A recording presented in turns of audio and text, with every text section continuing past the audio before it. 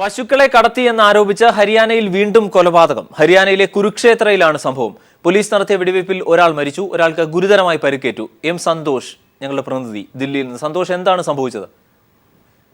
അരുൺ, ഹരിയാനയിലെ കുരുക്ഷേത്രയിലാണ് ഇത്തരത്തിലുള്ള ഒരു സംഭവം നടന്നിരിക്കുന്നത്. പശുക്കളെയും കൊണ്ട് പിക്കപ്പ് വാനിൽ 5 പേർ യാത്ര ചെയ്യുകയായിരുന്നു. ഈ പിക്കപ്പ് വാൻ നാട്ടുകാരും പോലീസും ചേർന്ന് തടഞ്ഞുവെച്ചു. അതിനുശേഷം പിക്കപ്പ് വാനിൽ ഉണ്ടായിരുന്നവരും പോലീസും തമ്മിൽ ഏറ്റുമുട്ടൽ നടക്കുകയും പോലീസ് നടത്തിയ വെടിവെപ്പിൽ ഒരാൾ കൊല്ലപ്പെടുകയും ചെയ്തു, ഒരാൾക്ക് ഗുരുതരമായി പരിക്കേൽക്കുകയും ചെയ്തിട്ടുണ്ട്. ജീപ്പിലുണ്ടായിരുന്ന മറ്റു 3 പേർ ഓടി രക്ഷപ്പെട്ടു എന്നാണ് പറയുന്നത്. പോലീസ് ഭാഷ്യം ഇങ്ങനെയാണ്: പിക്കപ്പ് വാനിൽ പശുക്കളെയും കൊണ്ടുവരുന്നതായുള്ള വിവരം ലഭിച്ചു. ഇതിന്റെ അടിസ്ഥാനത്തിൽ പോലീസ് ഈ വാഹനം തടയാൻ ശ്രമിച്ചു.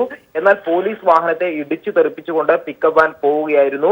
അതുകൂടാതെ ഈ പിക്കപ്പ് വാനിൽ നിന്നും പോലീസ് വാഹനത്തിന് നേരെ വെടിയുതിർക്കുകയും ചെയ്തു.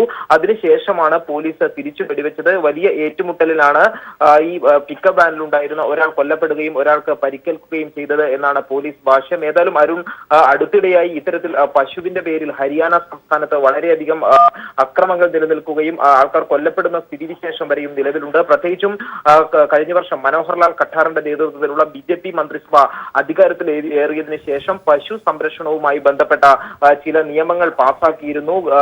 ഈ നിയമങ്ങൾ പറയുന്നത് പശുവിനെ കൊല്ലുന്നതും അതോടൊപ്പം തന്നെ പശുവിനെ കടത്തുന്നതും ട്രാൻസ്പോർട്ട് ചെയ്യുന്നതും കർശനമായി നിയന്ത്രിക്കുന്ന നിയമമാണിത്. ഈ രണ്ടും ക്രിമിനൽ കുറ്റമാണ്.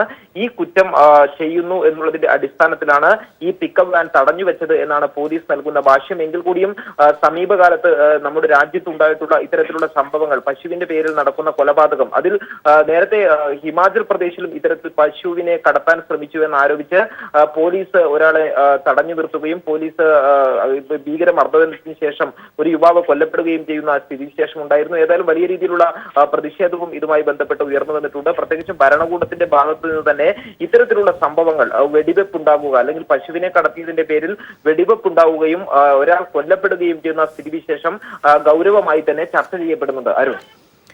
എം സന്തോഷ്, ദില്ലിയിൽ നിന്ന്. പശുക്കളെ കടത്തിയെന്നാരോപിച്ച് ഹരിയാനയിൽ വീണ്ടും കൊലപാതകം. ഹരിയാനയിലെ കുരുക്ഷേത്രയിലാണ് സംഭവം.